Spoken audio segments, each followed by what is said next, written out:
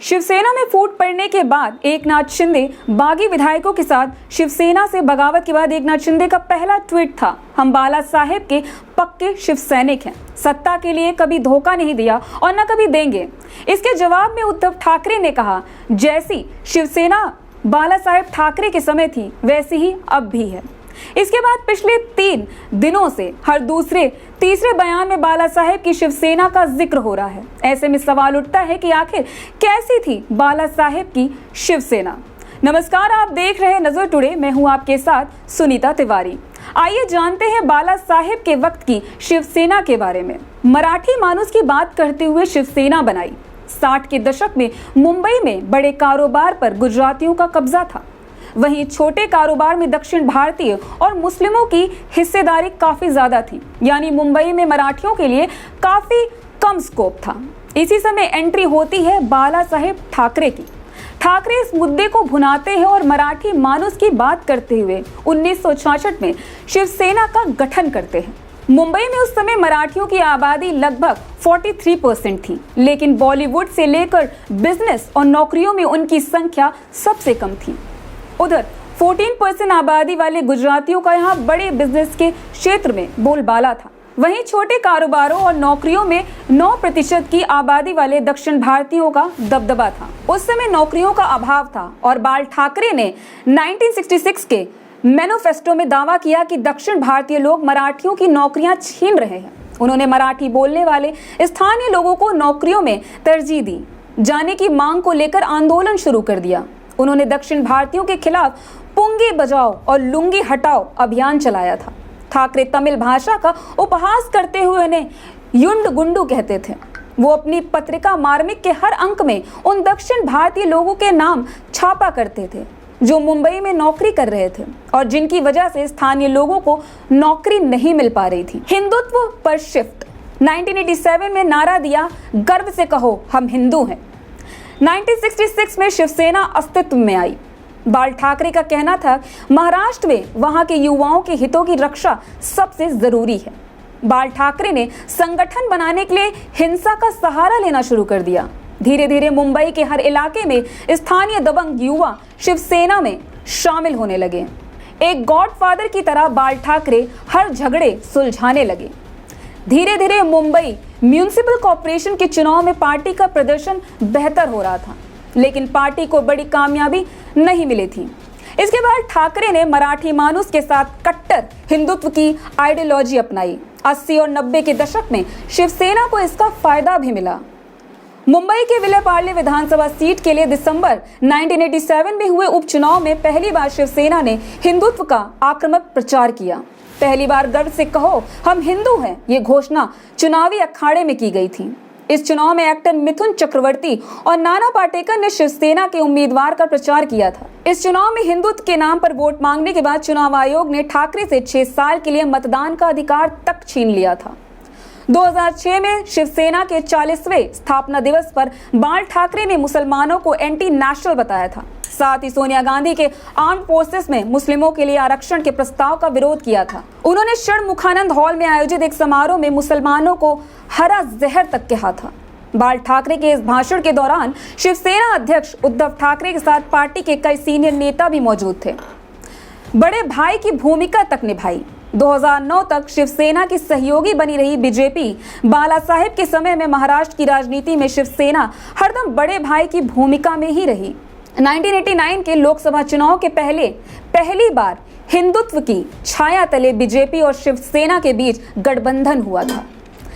1990 के विधानसभा चुनाव में शिवसेना 183 सीटों पर लड़ी और 52 पर जीत हासिल की, जबकि बीजेपी 104 सीटों पर लड़कर 42 सीटों पर जीत हासिल की। उस वक्त शिवसेना के मनोहर जोशी विपक्ष के नेता बने। 1995 में बीजेपी शिवसेना ने मिलकर चुनाव लड़ा। शिवसेना ने 73 तो बीजेपी ने 65 सीटें जीती। बाला साहेब ठाकरे ने फॉर्मूला दिया था कि जिस पार्टी के पास ज्यादा सीटें होंगी मुख्यमंत्री उसका होगा। इसी आधार पर मनोहर जोशी को सीएम की कुर्सी मिली और बीजेपी के गोपीनाथ मुंडे को डिप्टी सीएम की। 2004 के चुनाव में शिवसेना को 62 और बीजेपी को 44 सीटों पर जीत मिली।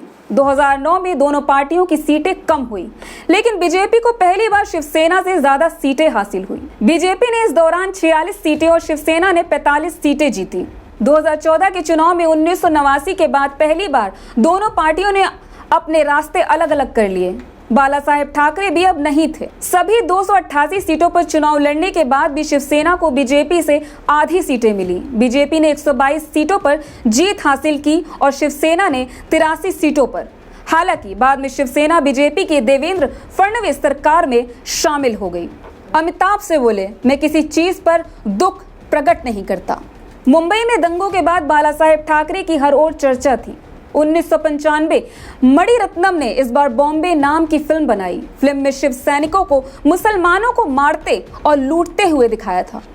बॉम्बे फिल्म के अंत में बाल ठाकरे से मिलता एक कैरेक्टर इस हिंसा पर दुख प्रकट करते हुए दिखाई देता है। बाल ठाकरे ने इस फिल्म का विरोध किया, साथ ही मुंबई में इसे रिलीज नहीं होने देने की बात कही। फिल्म के डिस्ट्रीब्यूटर अमिताभ बच्चन थे। अमिताभ और ठाकरे के बीच अच्छी दोस्ती थी। फिल्म पर बात करने के लिए अमिताभ ठाकरे के पास गए। अमिताभ ने उनसे पूछा, क्या शिव सैनिकों को दंगाइयों के रूप में दिखाना उन्हें बुरा लगा? ठाकरे का जवाब था, बिल्कुल भी नहीं। मुझे जो बात बुरी लगी वो था दंगों पर ठाकरे के कैरेक्टर का दुख प्रकट करना।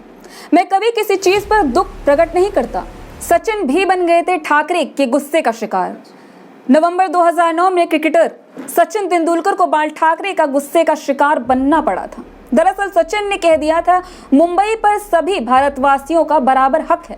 बाल ठाकरे इस पर भड़क गए और उन्होंने सचिन पर निशाना साधते हुए कहा, हमें क्रिकेट के मैदान में आपके छक्के चौके पसंद हैं, लेकिन आप अपनी जुबान का इस्तेमाल करें, हम इसे बर्दाश्त नहीं करेंगे। बिना सरकार के सरकार वाली भूमिका में भी रहे।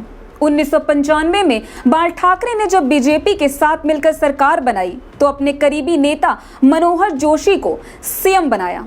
इस दौरान बाल ठाकरे ने कहा कि इस सरकार का रिमोट कंट्रोल मेरे हाथ में रहेगा।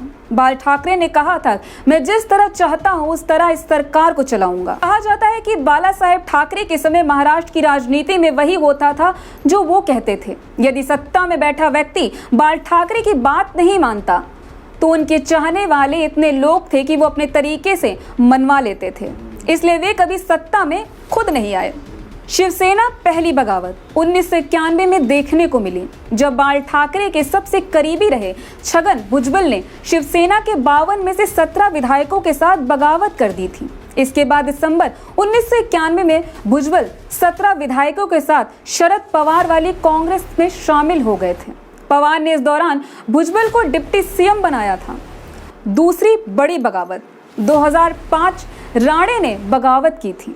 2002 में बाल ठाकरे के बेटे उद्धव की राजनीति में एंट्री होने पर शिवसेना के कई नेता खफा हो गए थे। 2005 में उद्धव ठाकरे के नेतृत्व को जब नारायण राणे चुनौती देने लगे तो शिवसेना ने उन्हें पार्टी से बाहर कर दिया। वहीं राणे ने कहा कि वह खुद ही पार्टी छोड़ रहे हैं। इस दौरान राणे के साथ कुछ विधायकों ने शिवसेना छोड़ दी थी। बाला साहेब ठाकरे के समय में शिवसेना की राजनीति अपने चरम पे थी, लेकिन आज ये आलम हो चुका है उद्धव ठाकरे उस राजनीति को अपनी जो सत्ता है उसे संभाल नहीं पाए और सत्ता की कुर्सी उनसे जाती हुई दिख रही है। अब देखना होगा कि क्या होगा, क्या उद्धव ठाकरे अपनी कुर्सी बचा पाएंगे या नहीं। इस खबर पर आगे भी बने रहिए। वीडियो अच्छा लगे तो लाइक, शेयर और सब्सक्राइब करें। देश और दुनिया की तमाम खबरों को जानने के लिए देखते रहिए नजर टुडे।